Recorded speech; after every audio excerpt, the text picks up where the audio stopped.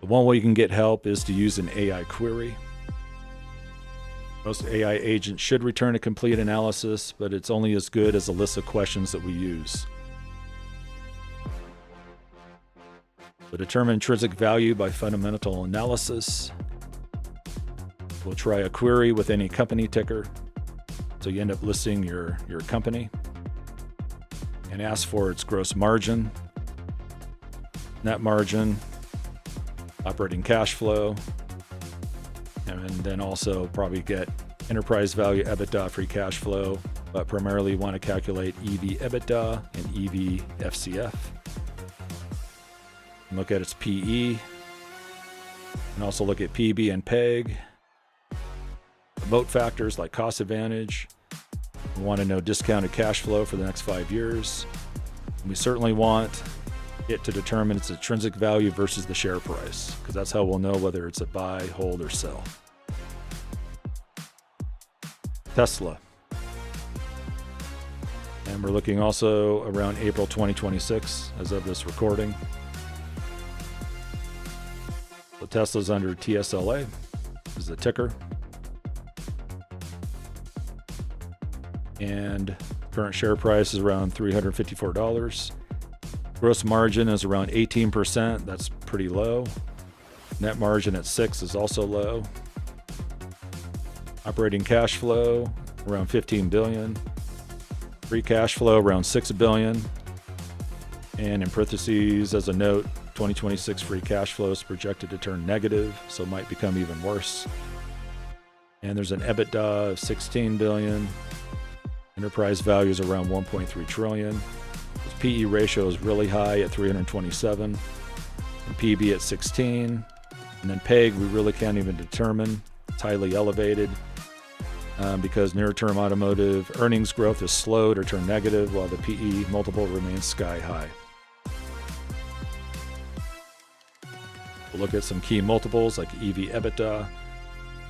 That's 1.3 trillion divided by 61 billion equals 80.7x. That's quite high. So the takeaway, an EV EBITDA over 80 is astronomically high for a traditional automaker. This multiple proves that the market is pricing Tesla as a software, AI, and robotics company rather than a car manufacturer. EV FCF, so that's 1.3 trillion divided by 6.2 billion is about 210x, also very high. So takeaway, EV FCF is extreme. However, Tesla is deliberately absorbing a massive CapEx cycle, guided over $20 billion for 2026, to fund 6 simultaneous factory projects, Cybercab rollout, and the Optimus robot lines. So cash flow is suppressed now in pursuit of massive future leverage.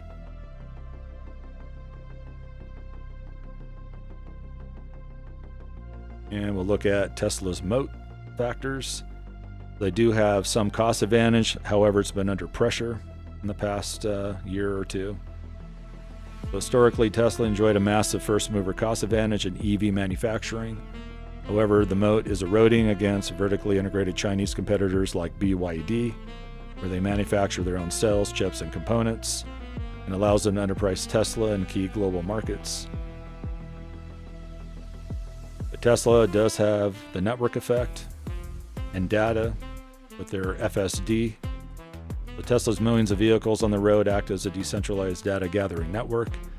The billions of miles of real-world driving data fed into their neural networks provide a structural, full self-driving FSD and physical AI that competitors struggle to match. And they also have switching costs and an ecosystem.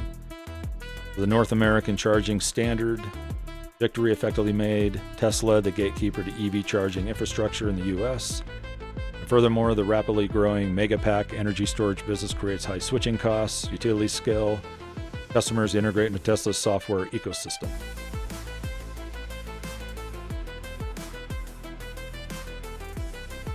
Looking at Tesla's 5-year discounted cash flow outlook.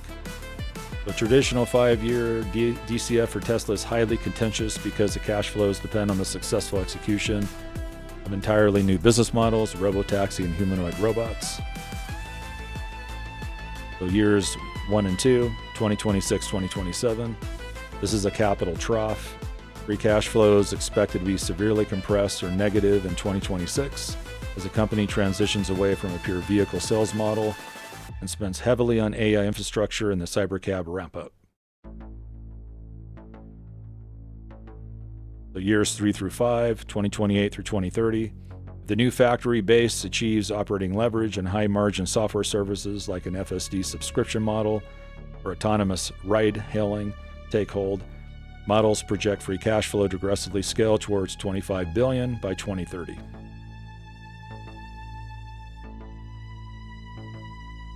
We'll look at their intrinsic value versus current price. Their conservative outlook. If you run a standard DCF using the 10 to 12% discount rate and standard terminal growth rates, stripping out the unproven AI narratives, the theoretical intrinsic value typically lands between $18 and $90 per share. But by traditional fundamental metrics, the stock is heavily overvalued. But if looking at the growth-adjusted value, the bull case models that price in a successful rollout of the cybercab, scaling of the Optimus robot, and massive energy storage growth project an intrinsic value closer to $390 to $400 per share.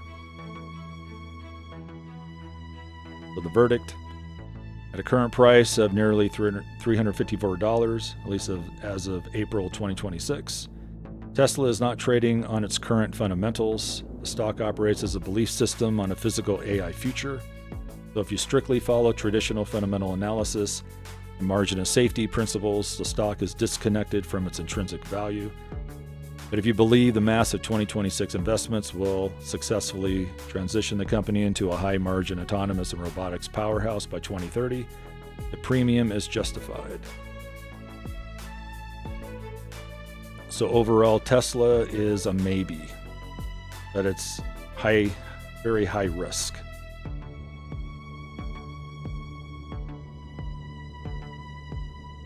All right, now we're going to look at NVIDIA, also under the ticker NVDA. Will be our final analysis. So this is as of April 2026. Has a current price of around $148, $149. The gross margin is at 76%, which is very high. Will maintain through high margin software integration and dominant pricing power in the H200 and B200 Blackwell chips. And they're also dominating with a net margin at 54%. They're very highly efficient. And they show an operating cash flow of $78 billion. Free cash flow $72 billion, and it shows that NVIDIA maintains a very high free cash flow conversion rate due to its fabless business model and low capital intensity. So EBITDA is around $95.6 billion, enterprise value around $3.65 trillion. The PE ratio is at 42, which is reasonable for a tech company. PB ratio is a little high at the 55 mark, but that's typical for a software-heavy hardware firm where physical assets are minimal. And then the PEG ratio is just over 1 at 1.05, which is reasonable.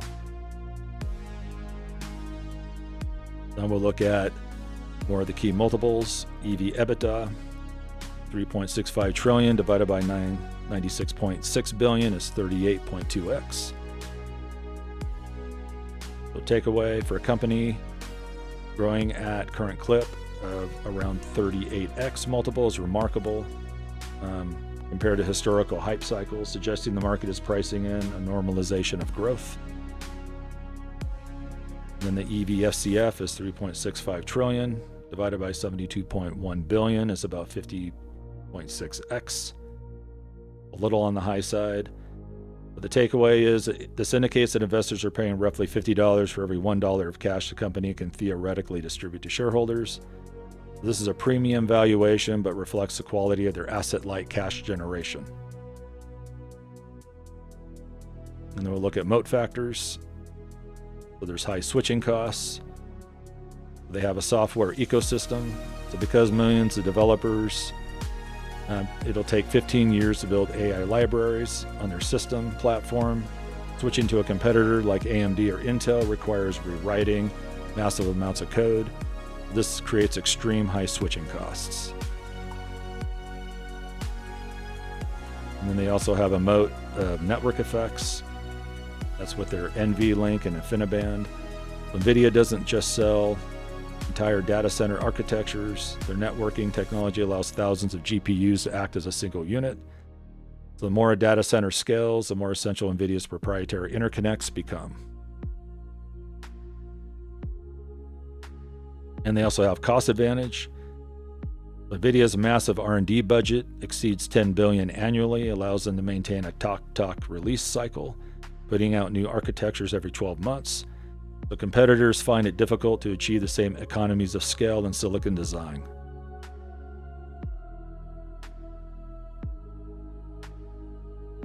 And we'll look at NVIDIA's 5-year discounted cash flow outlook. Projecting NVIDIA's value requires balancing the current AI build-out with the eventual digestion phase where data center growth may slow. So years 1 through 2, 2026, 2027, has continued strength as sovereign nations and Tier 2 cloud providers race to build local AI clusters. Free cash flow is projected to scale towards 95 to 110 billion. And then years 3 through 5, 2028 through 2030, the shift moves towards edge AI and robotics. While growth may decelerate from triple digits to 20-25%, the high margin software revenue, NVIDIA AI Enterprise, is expected to become a larger portion of the mix, protecting net margins.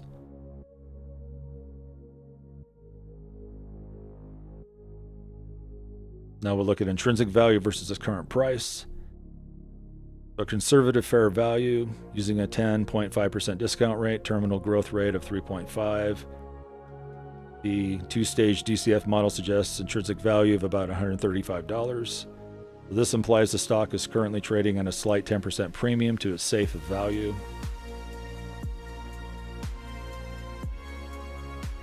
But looking at the growth optimistic fair value, NVIDIA successfully captures the robotics and autonomous machine market by 2030, increasing its free cash flow to $180 billion annually. Intrinsic value jumps to $185 to $200 per share.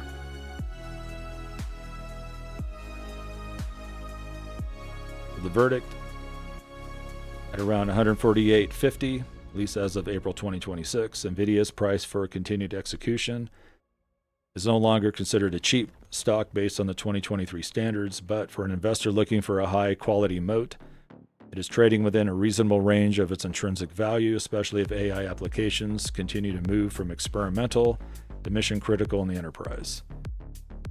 NVIDIA overall would be considered a possible investment, even as of April 2026.